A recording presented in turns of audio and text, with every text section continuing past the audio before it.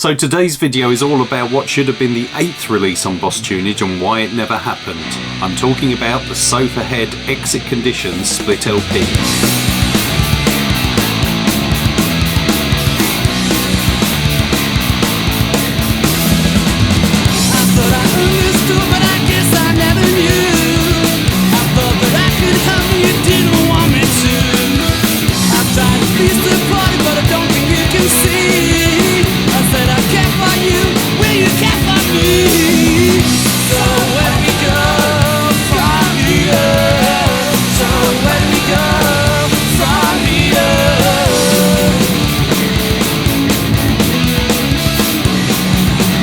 So, Boss Tuneage 008, the Sofahead Exit Condition 98 Newts in a plastic bucket split LP.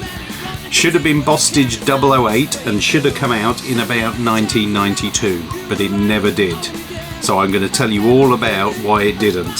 So I think the idea for it, from memory, Meantime Records, obviously Sofahead's bassist Ian Armstrong was running Meantime Records, who were a massive influence on me in those early days, and I also used to call Ian up for a bit of advice now and then, and buy everything on Meantime.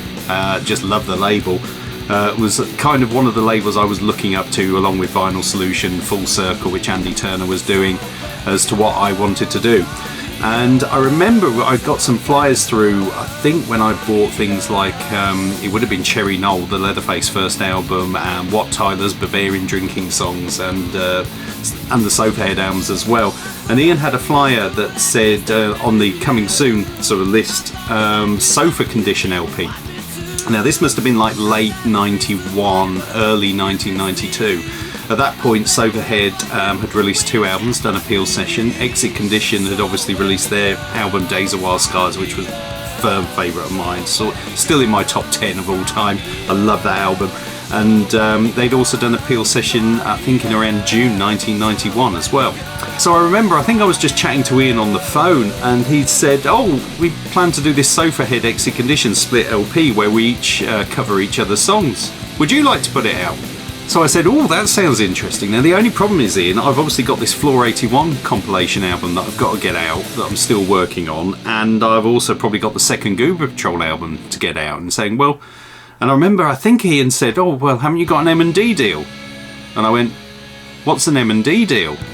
And an M&D deal, just in case you don't know, is a lot of independent labels at the time had a manufacturing and distribution deal with their particular shop distributor. And the idea was that basically the distributor would pay for the manufacture, and then your sales would cover the cost of that manufacture, and any difference would come back to the label. And this is how a lot of the labels managed to do things month by month. And it was almost like a light bulb moment for me. It's like, oh, that sounds good, you know, because then, you know, I could be able to get the stuff out, get a bit of records, you know, cost covered, etc. So it sounded really interesting.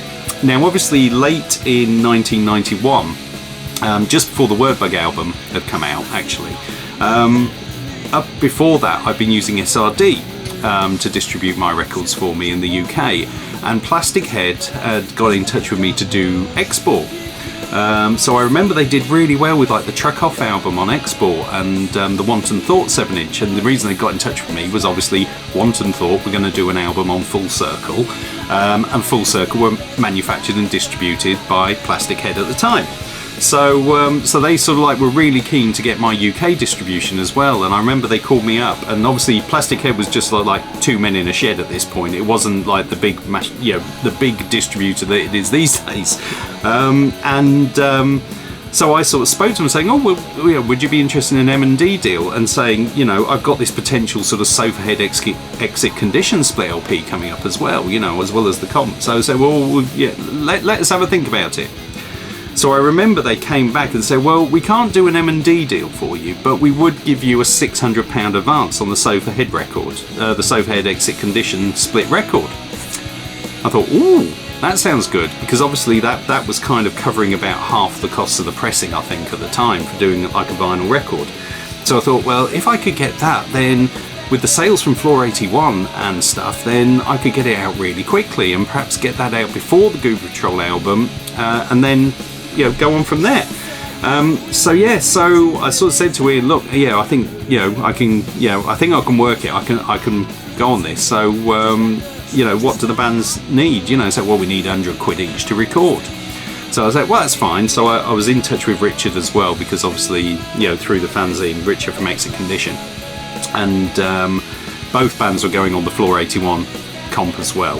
So I sent them both off £100, and I think Exit Condition recorded their 4 songs, their 4 Sofahead covers, in about May 1992.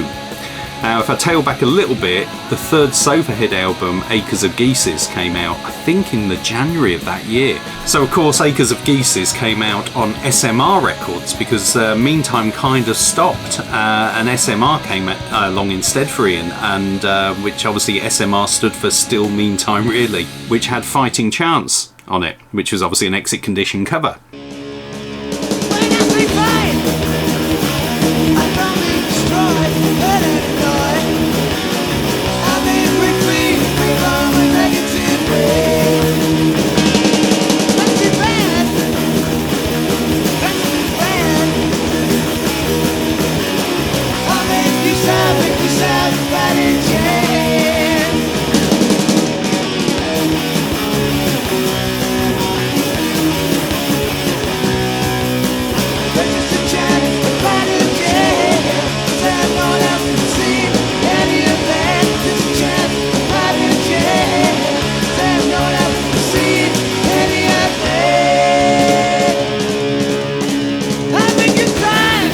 So we kind of just then sat and twiddled our thumbs for a bit, and then we kept twiddling our thumbs a bit, and I kept twiddling my thumbs a bit longer.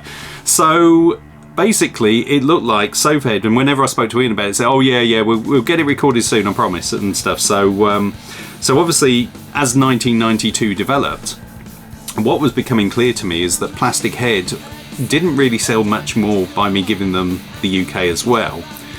And then I was finding, because they were a much smaller company back in those days, it was a lot harder to get paid. They paid me fine when we were doing the export, but all of a sudden in like early 92 it seemed to get really slow on getting paid, which started like some alarm bells going with me. And I think that the thing that really got me was when Floor 81 did come out. I obviously expected Floor 81 to sell a lot better than it is. I think I spoke about that on the Floor 81 if you've seen it, but we'd had an NME review, and I knew that getting an NME review could really help sell into shops, but it didn't seem to correlate with this compilation LP, with the Floor 81 LP. The sales just weren't there, so I was left with a lot of those. And when you couple with what they were selling, it was getting a little bit hard to get the money for.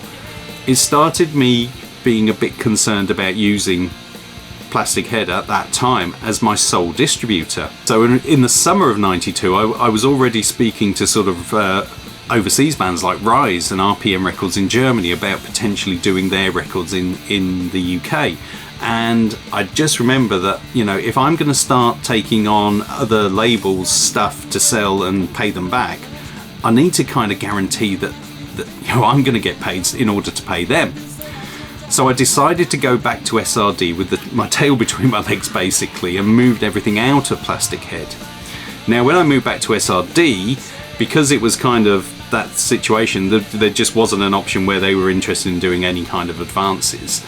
So I'll let you into a secret that the Sofahead Exit Condition split LP is the only time in my life a distributor has offered me an advance for a record.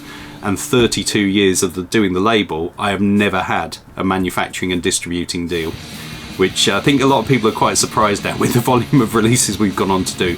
But no, it's all been sort of like yours truly sorting out the finances to get the stuff out.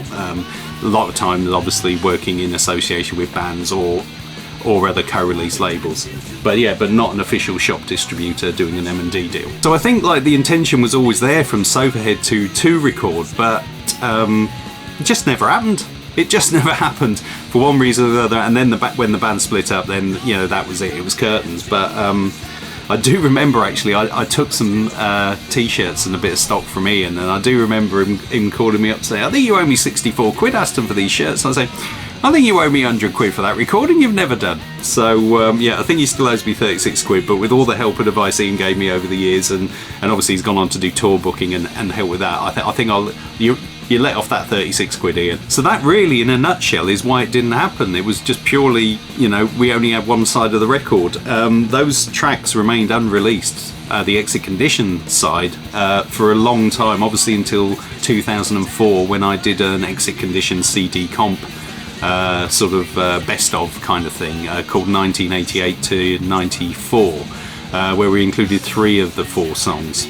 But then all 4 appeared when we did proper Exit Condition sort of expanded reissues in 2011. And I'll talk about Exit Condition and of course Sofahead, because I ended up reissuing their first 2 albums as well on another video. What I probably didn't realise at the time, this was obviously supposed to be Boss Tuneage 008, and it was the first release that didn't happen.